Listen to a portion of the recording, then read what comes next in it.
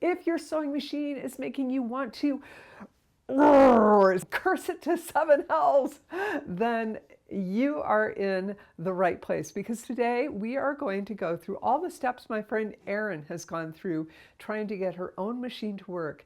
And my suspicion is that she is missing some of the influences that affect every single step along the way. And if we get to the end and we haven't got your machine happily running, then I have some very solid advice on next steps for you.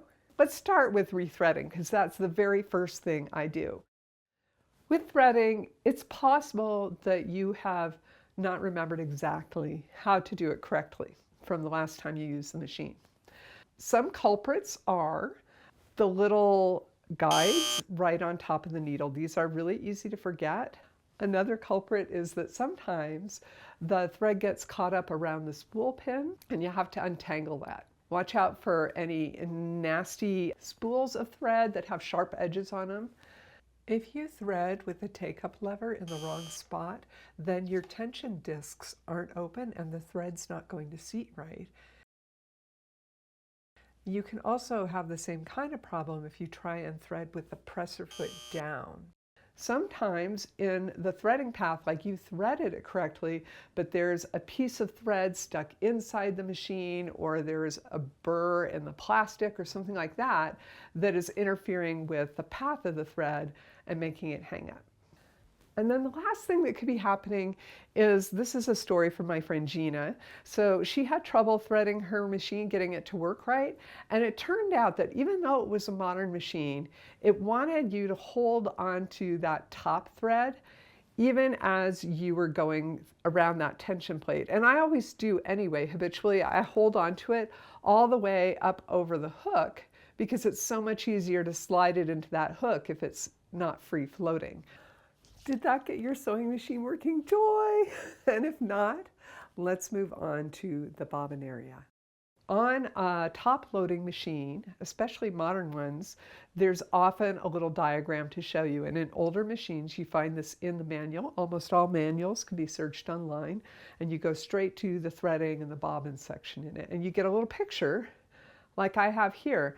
And you can see here, I actually have the thread going in backwards. So I just need to flip it over so it matches that diagram.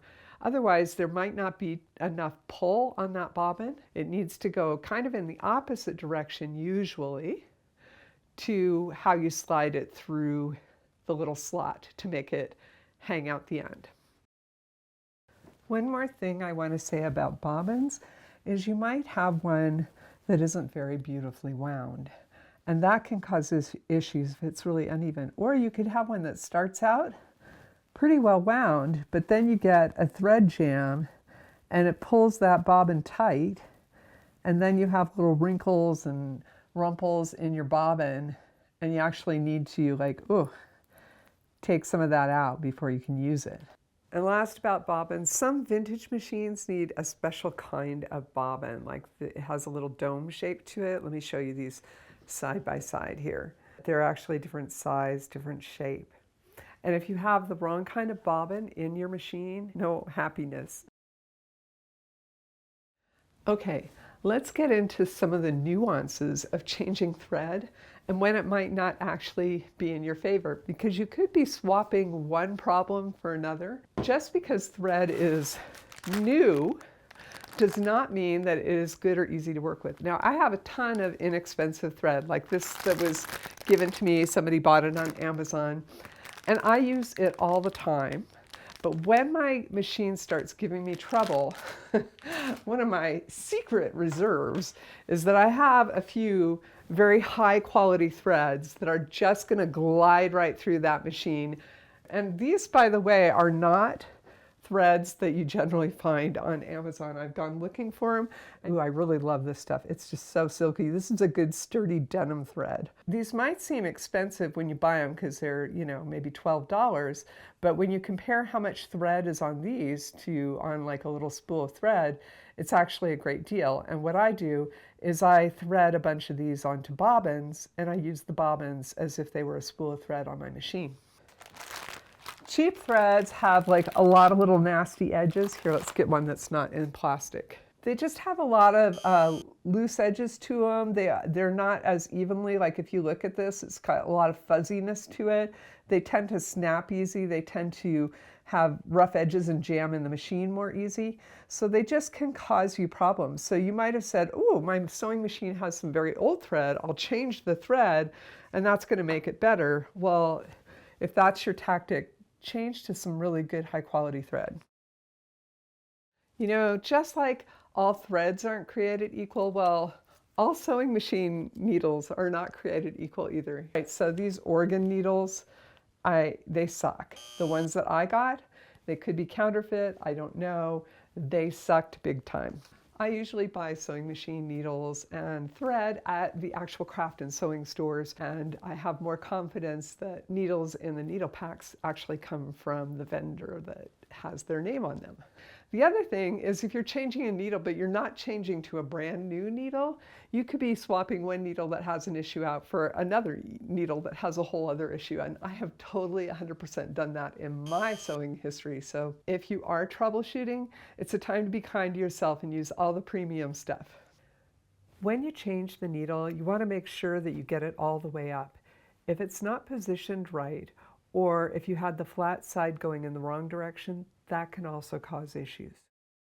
And Erin says she changed her fabric. And this is brilliant because the relationship between your fabric, your needle, and your thread is actually important, and it can make a huge difference.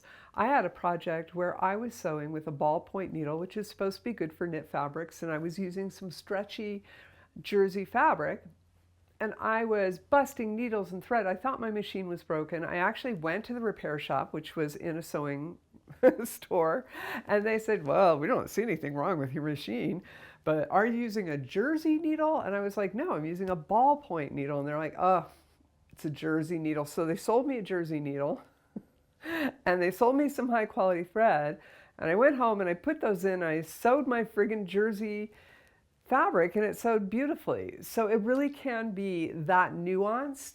Sometimes just having like a denim needle in when you're sewing knits, or a universal needle in when you're sewing denim or something like that, it can cause difficulty.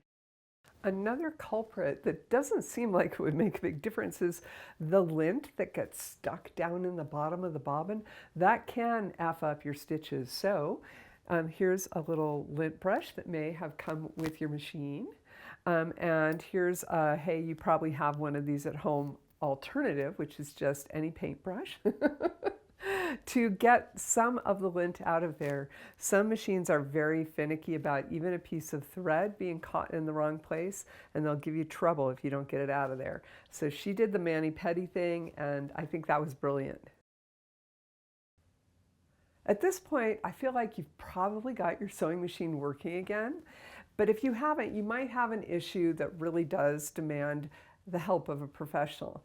I'd say if you're getting any kind of stitch, you're probably not in that zone. The zone where I would go to a professional is where your machine is stuck in reverse, where the bobbin winder doesn't work at all, where your needle is coming down and it's hitting metal. Something like that that really can't be solved by a bunch of like dialing in all these different factors. Now, if that's the case, I recommend going to a repair shop, but you may want to consider also just buying a secondhand machine, because I have a little video I'm making right now on how I bought 5 secondhand machines, $30 each, all in great working condition. And if you follow me to the next video, I'm going to walk you through how I did that.